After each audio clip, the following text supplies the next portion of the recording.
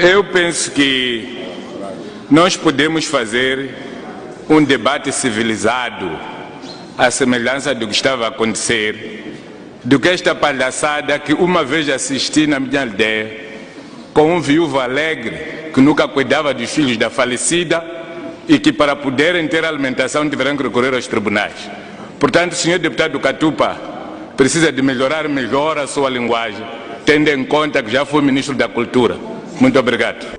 Por que ele propôs esse estatuto? Porque sabia perfeitamente que o seu candidato ia perder as eleições.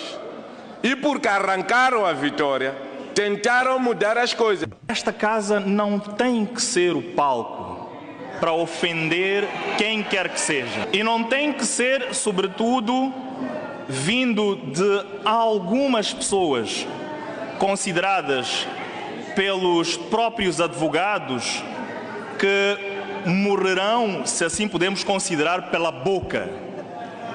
A boca, algumas vezes, traz problemas e já trouxe num passado muito recente. Eu penso que as palavras que o colega acaba de soltar devia usar na bancada para chamar a atenção aos seus colegas.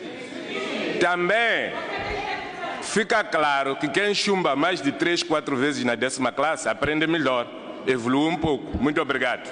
Ao proferir mais esta mentira, eu vou solicitar a si e a Comissão dos Assuntos Constitucionais, ao abrigo do artigo 41, que refere que eu tenho direito à honra, ao bom nome e à reputação, para que levante a imunidade deste deputado e ao nível do Tribunal Supremo, Sua Excelência o Senhor Deputado vai ter que responder a estas questões e se não conseguir responder, eu irei solicitar que Sua Excelência o Senhor Deputado, ao não responder às questões, pague para a defesa da minha honra, a minha família, os meus filhos, a minha esposa estão todos insultados. Eu vou solicitar imediatamente o levantamento da sua imunidade e o senhor vai responder em tribunal. A imunidade de alguém que tem que ser tirada aqui ou quebrada, se não sabe, é quebrar. É a sua imunidade. Evidências do que estou a dizer existem. É só recordar onde é que anda a sua viatura Ford Ranger da primeira alienação e como é que chegou às mãos da pessoa que está a usar. Muito obrigado. Convido agora a Sua Excelência, Senhor Deputado Antônio Pedro Muxanga. Caro colega, a palavra é sua. Muito obrigado, Senhora Presidente da Assembleia da República. Senhora Presidente da Assembleia da República, digníssima Procuradora-Geral. A digníssima Procuradora disse que algumas questões levantadas são políticas. Sim, aceitamos. Mas também a digníssima Procuradora levantou questões políticas. Por exemplo, quando agradece o governo por ter planificado construir penitenciárias regionais. Quando agradece o governo por dar meios à Procuradoria. Eu penso que essa é a obrigação do governo e ninguém tem que agradecer. É igual a um pai quando dá de comer e de vestir ao seu filho. Ninguém tem que dizer obrigado. Mas faltou responder algumas questões ligadas às mortes nas prisões e mortes das pessoas nas mãos das autoridades policiais, cujo motivo são as perseguições políticas. Nós pensamos que isso é crime. Em relação ao cumprimento da lei, Senhora Procuradora-Geral, em Moçambique, a única entidade que cumpre a lei é a Renamo. A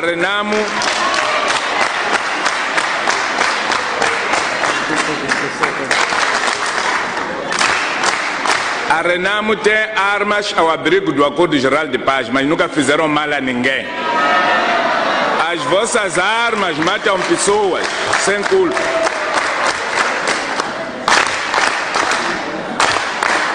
Mas mais do que isso, Senhora Procuradora-Geral, no Banco Austral os moçambicanos estão a perder emprego.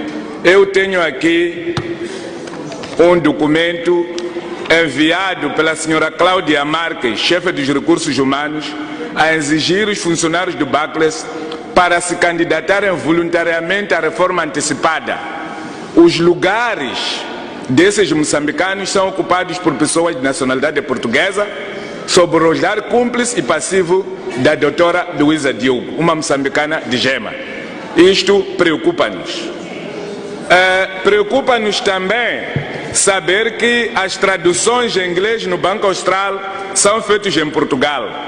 Tenho aqui documentos que confirmam a transferência de divisas de Moçambique para pagar traduções em Portugal por empresas que não pagam imposto no nosso país. O nosso país tem tradutores em quantidade e de qualidade. A outra questão que nos preocupa é a questão que se deu na Inater, onde uma cidadã, por sinal até parece que é minha conterrânea, porque é natural de Majacás, deu-se ao luxo de se atribuir 500 mil meticais de vencimento. Gostaríamos de saber se a Procuradoria tomou conhecimento e o que é que vai fazer para acabar com estas brincadeiras de uma vez por todas. Na Justiça, aliás, esta atribuição salarial foi testemunhada por olhar cúmplice do Conselho de Administração da Inater, do Ministro dos Transportes e do Ministro das Finanças presente aqui nesta sala. Penso que ele sabia do que estava a acontecer. Na Justiça, na Procuradoria, há uma história que me vem de Sofala, onde se diz que há uma procuradora que em serviço em Sofala interveio no processo número 65/CS 2007 da venda de um imóvel em asta pública promovida pelo Tribunal Judicial de Sofala, seção comercial, cujo advogado da contraparte era marido da procuradora-chefe provincial. Aconteceu, porém, que o marido da procuradora-chefe provincial era o mandatário judicial da parte executada pelo BIM e estavam a executar o objeto de garantia, que era o imóvel. Sucede que, depois da publicação do segundo anúncio no Jornal Diário de Moçambique, de 18 de nove de 2009, um cidadão honesto e terceiro de boa-fé interessou-se em adquirir o imóvel, tendo acionado os mecanismos necessários que consistiram na arrematação do imóvel no valor de 1.312.000 meticais. Ao que se seguiu a adjudicação do imóvel penhorado pelo competente juiz da secção comercial, segundo atesta a certidão daquele tribunal datado de 12 de 2009. Chegada a hora da execução para se proceder à entrega da casa penhorada em asta pública pelo tribunal, o advogado da contraparte acionou o mecanismo de expediente delatório com jogos de influência político-partidária mistura, que culminou com a destituição do juiz da secção comercial a nível da Beira e a sua transferência para o distrito de Dondo, e consequentemente a indicação de um novo magistrado para aquela sessão, que usou a anular uma sentença transitada em julgado passados 3 anos. Mais tarde, viria-se saber que esse magistrado foi promovido e transferido, agora é um dos secretários-gerais numa das magistraturas. A procuradora-chefe também foi transferida, ficou secretária-geral numa das magistraturas. Gostaríamos de saber o que se pode fazer para dar confiança ao cidadão comum de que o combate à corrupção e jogo de influência na nossa justiça é uma realidade.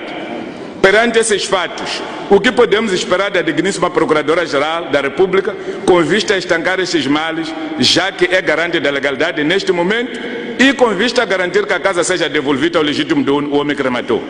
Na Rádio Moçambique, a Inspeção Geral do Trabalho constatou que a direção daquela estação emissora está a violar a lei ao manter 10 funcionários em cargo de direção e chefia, quando já estão ou deviam estar reformados. Alguns deles estão na direção de informação e no canal desportivo, onde a atividade principal é promover a censura dos trabalhos dos outros jornalistas, o que contraria a política editorial daquela empresa pública. Esses desmandos são feitos sob o olhar cúmplice do Conselho de Administração. Na magistratura judicial e do Ministério Público e na polícia, também há pessoas com mais de 40 anos de serviço, mais de 66 anos de idade, a ocuparem cargos de direção e chefia. A questão que se coloca é: como é que essas instituições podem ganhar dinâmica? Como é que podem abrir espaço para atrair jovens qualificados com mais energia e força para dinamizarem de forma positiva aqueles serviços? Os mais velhos, digníssima, já deram o seu contributo, deviam descansar e dar oportunidade aos mais velhos, com os mais novos com mentes frescas. Gostaria também de saber como é que estão os casos do Instituto Nacional de Segurança Social, tendo em conta que houve auditoria em 2007 que constatou haver corrupção. Essa auditoria foi anulada por ordem do Ministro das Finanças por não reconhecer uma auditoria interna. Mais tarde, viria a aparecer outra auditoria do Ministério das Finanças, cujo resultado culminou com a prisão de alguns dirigentes do Instituto de Segurança Social. Ainda no Instituto de Segurança Social, houve uma intervenção da Procuradoria-Geral que culminou com a detenção de dirigentes. Mais tarde vieram a ser soltos, não se conhece o desfecho. Houve recentemente um escândalo que culminou com a destituição do Dr. Matavele, onde estava em jogo mais de $1 milhão para a aquisição da casa para o PCA, entre outras alfacatruas praticadas pela diretora-geral naquele período. Gostaríamos de saber como é que estão esses casos. O caso Conselho Constitucional, que culminou com a cessação de funções do ex-presidente do Conselho Constitucional, substituído por Dr. Gamito. Ainda há violação da lei na CIPOL. O reitor que está lá não é mestrado, não é polícia, nem é doutorado. A lei do ensino superior indica que só pode ser reitor de instituição de ensino superior uma pessoa PhD. Aquele senhor não é PhD. Nas linhas aéreas de Moçambique, apesar de muitas mudanças de gestores, a semelhança do que aconteceu na Enatel, os cabritos continuam a comer demasiadamente e prejudicam o Estado. Queremos uma ação vigorosa da Procuradoria da República.